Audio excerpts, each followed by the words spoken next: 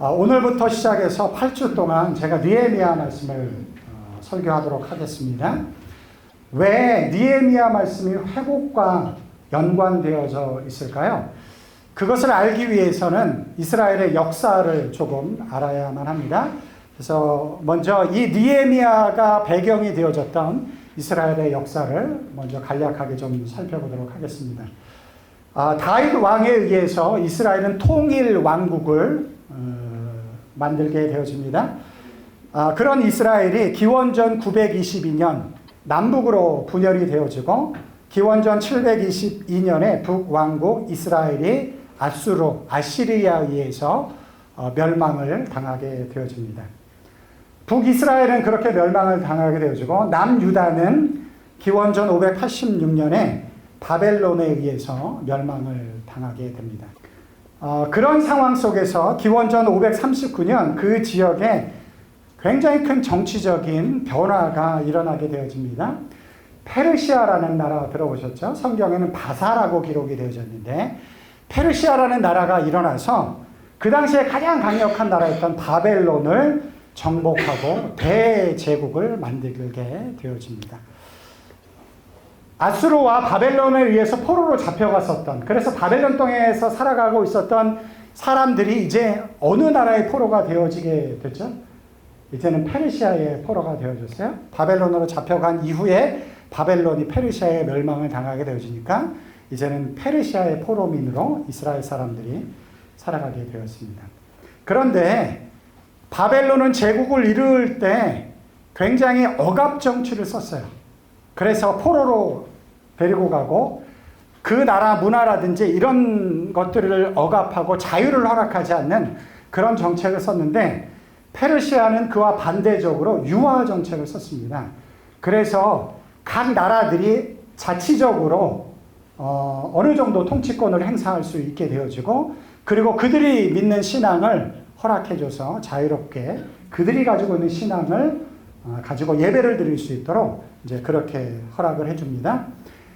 고레스 왕 사이러스라는 왕이 페르시아의 제국의 첫 번째 왕이 되어지는데 그가 기원전 538년에 유대인 포로들에게 이제 다시 고국으로 돌아가서 하나님의 성전을 짓고 너희들 마음껏 하나님을 예배해라. 이제 그래서 그들이 다시 돌아오게 되어집니다. 그 당시 상황을 에스라는 이렇게 기록을 하고 있어요. 에스라 1장 1절부터 2절. 바사왕, 페르시아 왕입니다. 바사왕 고레스 원년에 여호와께서 예레미야 입을 통하여서 하신 말씀을 이루게 하시려고. 그런데 성경은 이렇게 이야기를 하고 있어요. 고레스가 정책적으로 이렇게 한 것 같지만 사실은 다 하나님의 계획 속에서 이 일들이 진행되어지고 있다. 예레미야가 이미 이 일이 일어나기 전에 이미 예언을 했고 그 예언에 따라서 지금 이 일이 일어나고 있다. 그렇게 이야기를 하고 있어요. 바사왕 고레스의 마음을 감동시키심에 그가 온 나라에 공포도 하고 조서도 내려 이르되 바사왕 고레스는 말하노니 하늘의 하나님 여호와께서 세상 모든 나라를 내게 주셨고 나에게 명령하사 유다 예루살렘에 성전을 건축하라 하셨나니.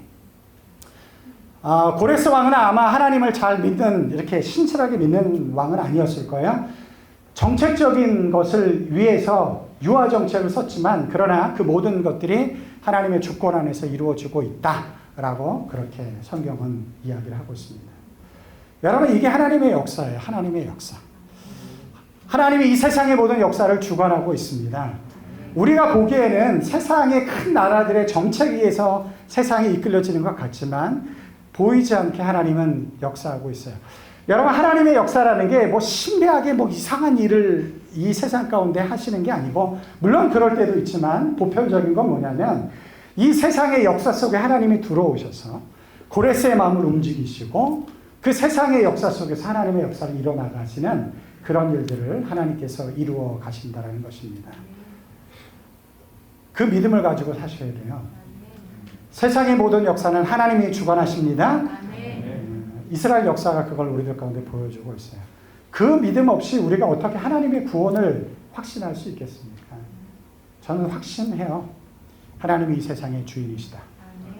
그 믿음이 있어야지만이 우리의 구원이 확실한 것이죠. 1, 2차에 걸쳐서 바벨론의 포로로 잡혀갔던 사람들이 이렇게 귀한 영을 받고 다시 돌아오게 되어집니다. 그런데 그들이 돌아와서 예루살렘 성전을 다시 짓게 되어지는데 솔로몬 시대에 지었던 성전에 비해서 너무너무 초라한 성전을 짓는 거예요. 그래서 이스라엘서에 보면 그 성전을 짓고 나서 이스라엘 백성들이 슬피 울었다 라고 기록되어져 있어요. 그 위대했던 솔로몬 성전이 다 허물어지고 포로에서 다시 돌아와서 성전을 지었는데 너무 보잘것없는, 성편을 지을 수밖에 없는 그런 상황 속에서 성전을 짓고 그들이 슬픈 마음 가운데 울었다. 그렇게 이야기를 하고 있어요. 그런 상황 속에 느헤미야가 이제 등장하게 되어지는 거예요. 그럼 느헤미야는 어떤 사람이었는가? 느헤미야는 유대 포로민으로 바벨론에 잡혀갔었던 아마 2세 정도 되지 않았을까? 그런 사람이었는데, 그런데 포로민으로 잡혀갔음에도 불구하고 페르시아 왕의 술을 관장하는 관원이 되었다라는 것입니다. 어떤 제국의 왕의 술을 관장하는 것, 잘 보관하는 것, 뭐 이런 거 대단하지 않은 직업인 것 같지만 사실은 굉장히 중요한 직업이에요. 굉장히 높은 위치의 자리입니다. 왜 그런지 아세요? 술과 음식을 관장하는 관원들이 굉장히 중요한 역할을 했어요. 예전 시대에. 왜 그랬을까요? 암살할 수 있으니까. 암살할 수 있으니까. 그러니까 술을 관장하거나 음식을 관장하는 사람은 정말 내가 신뢰할 수 있을 만한 그 신복들을 세우는 거예요. 그래서 그들이 먼저 먹어보고 괜찮으면 이제 왕에게 올라가는 그런 역할을 감당하는 사람이기 때문에 굉장히 높은 위치에 주기를 가지고 있는 것입니다.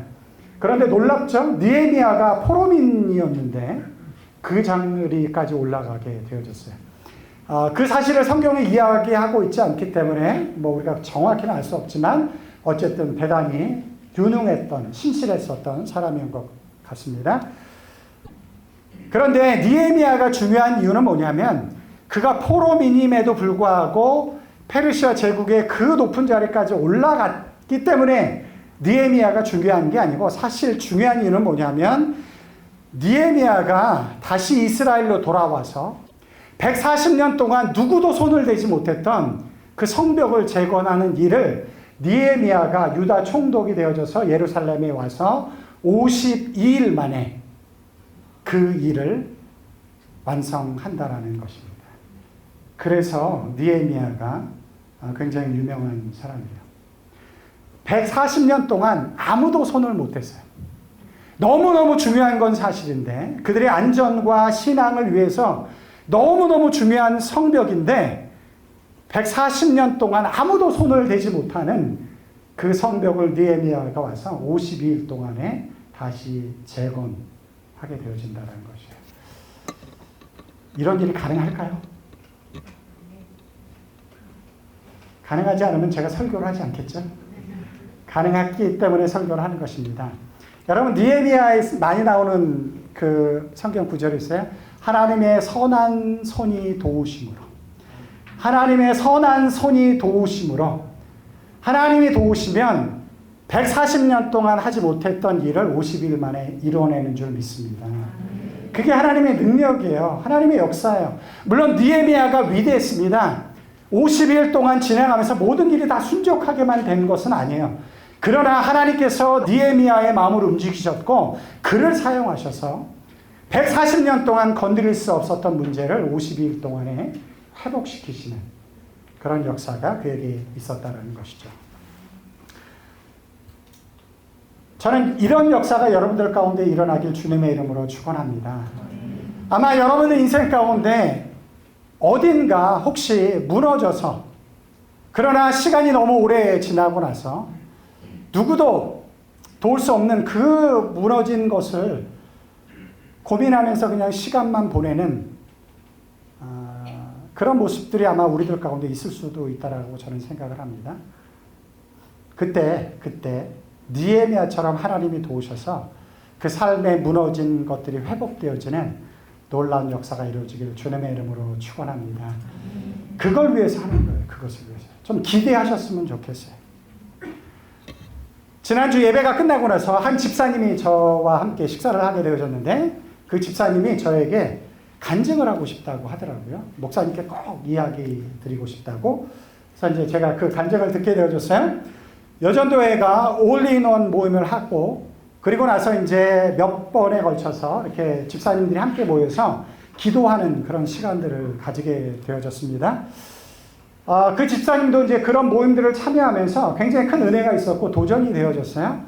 그리고 이제 하루는 그 모임을 참석하고 집으로 가는데 갑자기 그 마음 가운데 굉장히 큰 깨달음 하나가 딱 깨달아지는 것을 경험을 하게 되어졌어요. 그게 뭐냐면 내 인생을 과연 이제 어떻게 살아야 되는가, 그런 질문 속에 아주 굉장히 중요한 깨달음이, 어떻게 보면 너무 평범한데 정말 중요한 깨달음이 그의 마음 가운데 확 세워지기 시작을 했다라는 거예요. 그게 뭐냐면 내 인생의 목적을 하나님을 알아가는 것으로 하자. 내 인생의 목적을 하나님을 알아가는 것으로 하자. 그 생각이 운전하고 돌아오는데 마음속에 확 이렇게 일어나기 시작을 했다라는 거예요. 그런데 놀라운 것은 무엇이냐면 그 생각이 그 마음속에 딱 들고 세워지자 오랫동안 그분의 마음을 어지럽게 했던 갈등, 욕심, 유혹, 이런 것들이 순식간에 사라지기 시작하는 것을 본인이 경험을 했다라는 거예요. 그러면서 지금 그런 갈등, 유혹, 욕심 이런 것에 묶여있지 않고 너무너무 감사하고 평안한 시간들을 보내고 있다. 그분이 저에게 그렇게 이야기를 했어요. 한순간 하나님께서 그의 마음을 만지시니까 이렇게 놀라운 역사가 그 안에 일어나는 것을 제가 지난주에 듣게 되어졌어요. 회복 시리즈를 시작하기 전에 이미 그분은 회복을 경험하셨어요.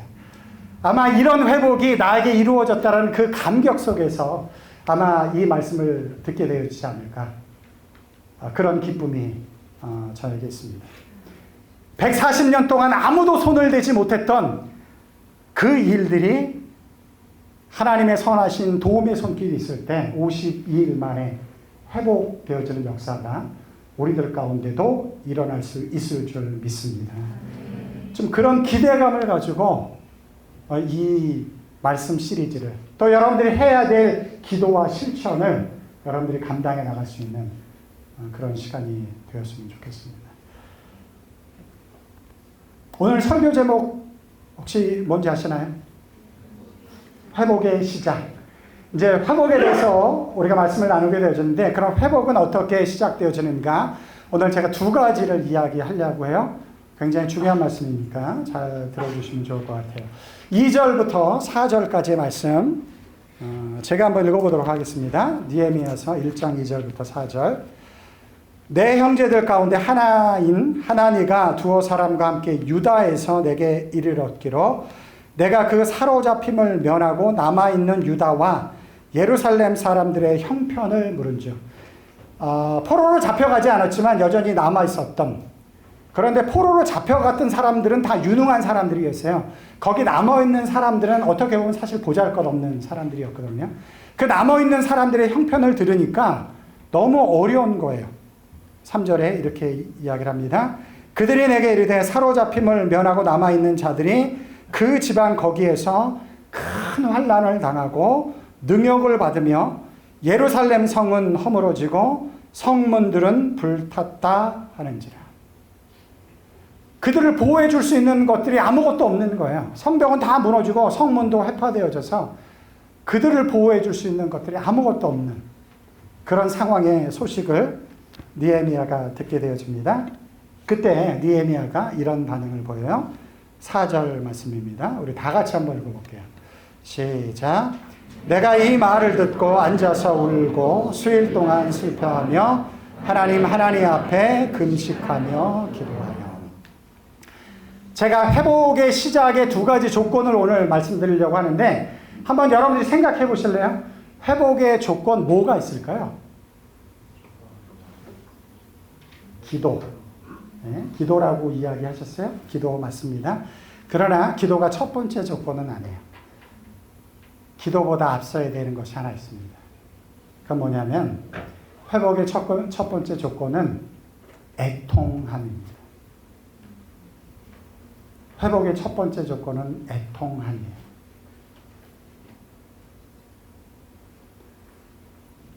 제가 이 회복 시리즈를 준비하면서 하나님 앞에 기도하는데, 특별히 새벽에 나와서 기도하는데 첫 번째 설교를 하나님 어떻게 이끌고 가면 좋겠습니까? 라고 제가 기도할 때 하나님께서 저에게 아주 강력하게 깨닫게 한 게 뭐냐면 바로 이 애통함이었어요. 회복을 위한 가장 중요한 첫 번째 조건은 애통함이 있다. 좀 구체적으로 이야기하자면 이런 거예요. 문제를 문제로 인식하면서 비롯되어지는 애통함. 문제를 올바로 인식하고 그 문제로 인해서 아파하는 그 마음, 그 애통함이 회복의 시작이라는 것이죠. 여러분, 느헤미야는 사실은 대단한 권력을 가지고 있었어요. 대단한 위치에 있었습니다. 예루살렘의 일, 저 먼 나라의 일이에요. 이제 나랑 별로 상관도 없는 그런 일입니다. 그러함에도 불구하고 그가 그런 소식을 들었을 때 그는 애통했어요. 그 문제, 이 문제 뭐 나랑 별로 상관도 없는 문제야. 그렇게 저버릴 수도 있고, 그래? 좀 불쌍하다.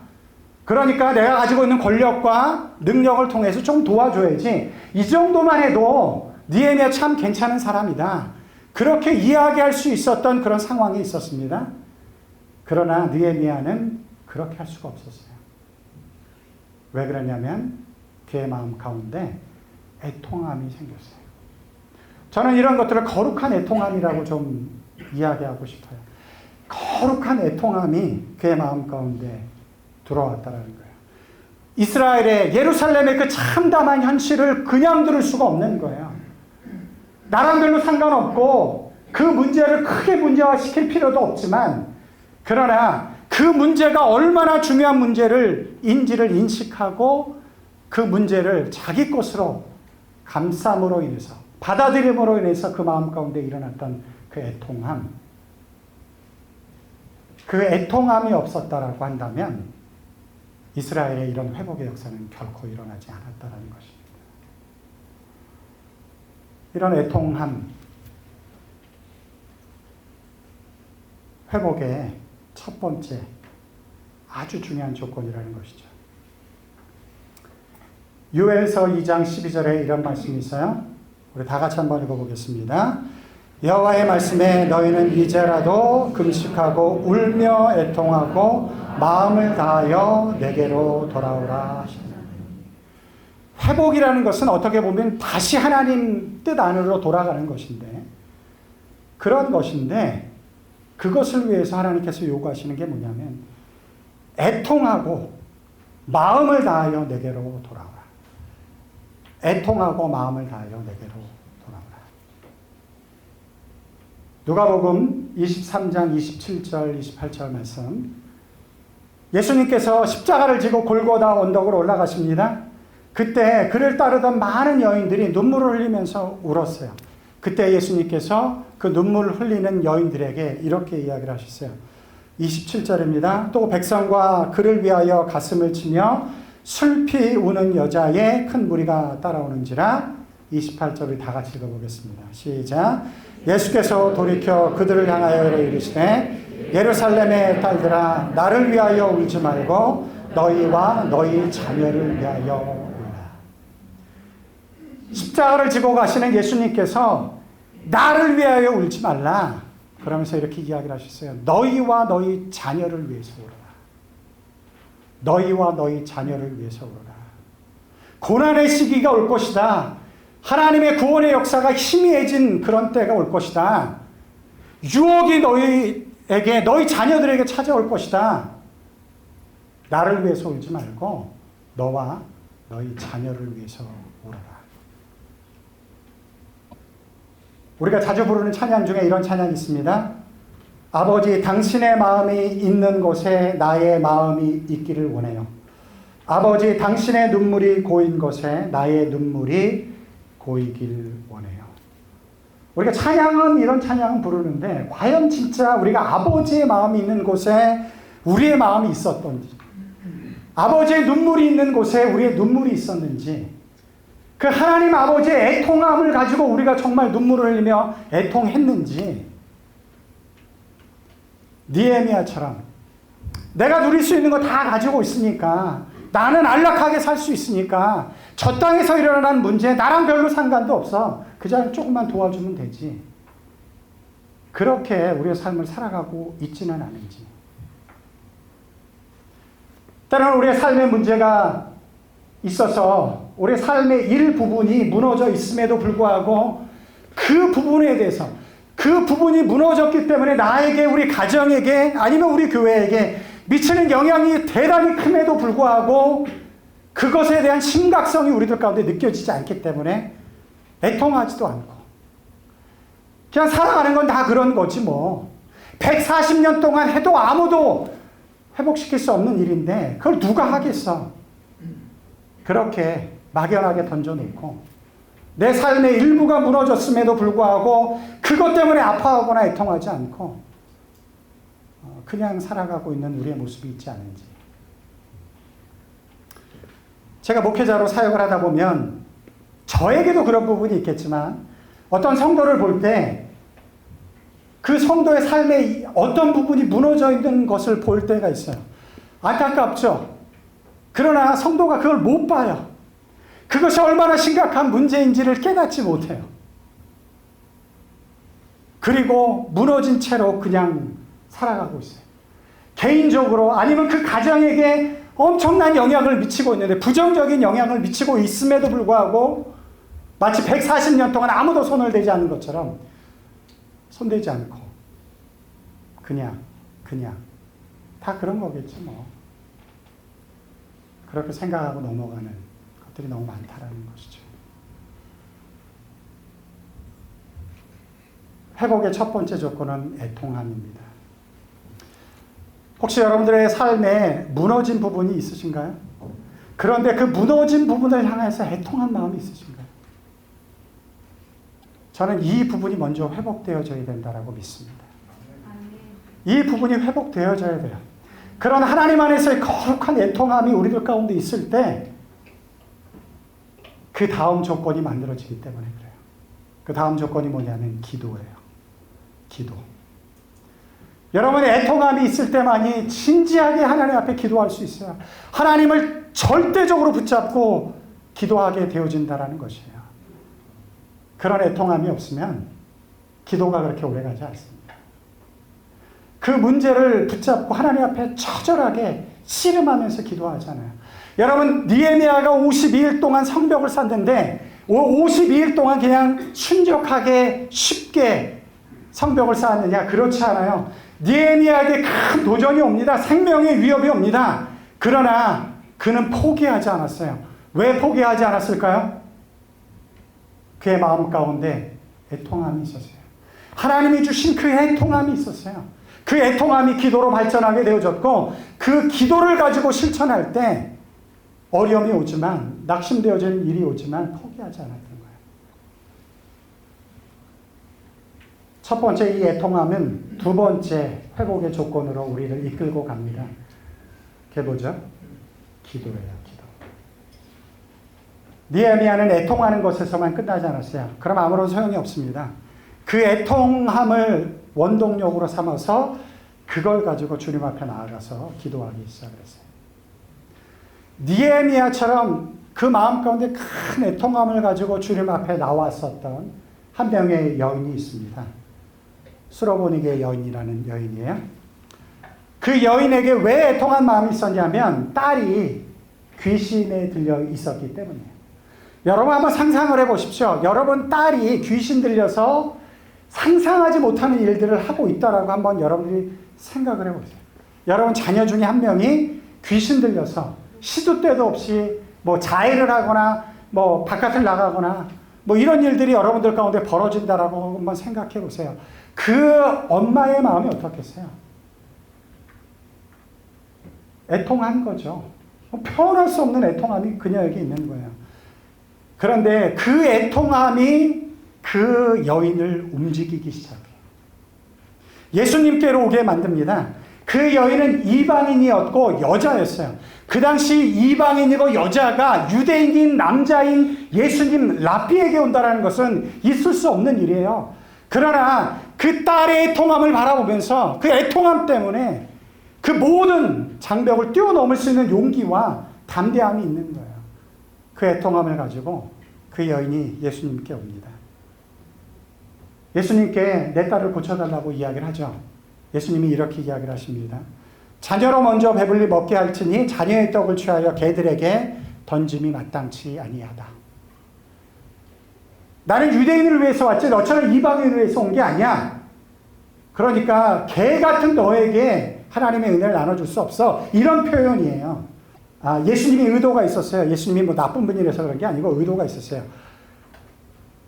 그렇게 표현했음에도 불구하고 이 여인은 포기하지 않아요. 왜 포기하지 않았을까요?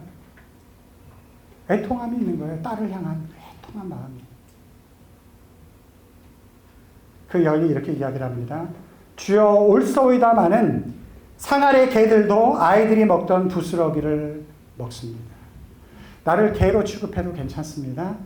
그러나 개들도 주인의 상에서 떨어지는 걸 먹지 않습니까? 그런 은혜라도 나에게 내려 주십시오. 그렇게 이야기를 해요. 이 말을 들은 예수님께서 이렇게 이야기를 해요. 돌아가라, 귀신이 내 딸에게서 나갔느니라.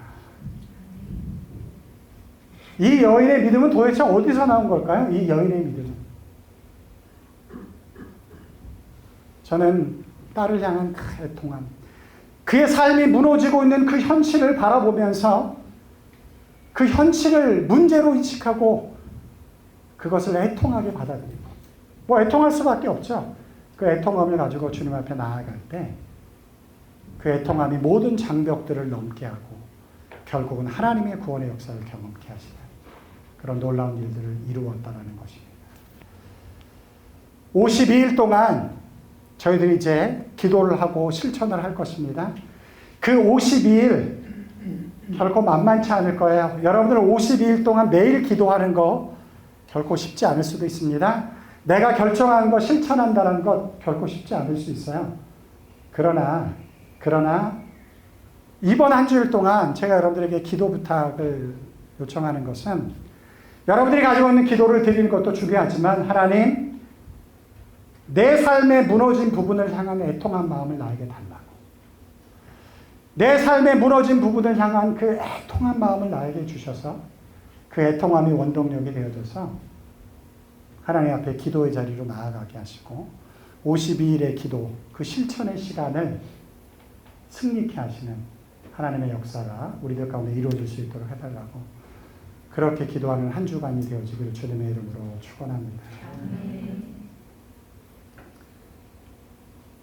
눈물을 잃어버린 시대인 것 같아요.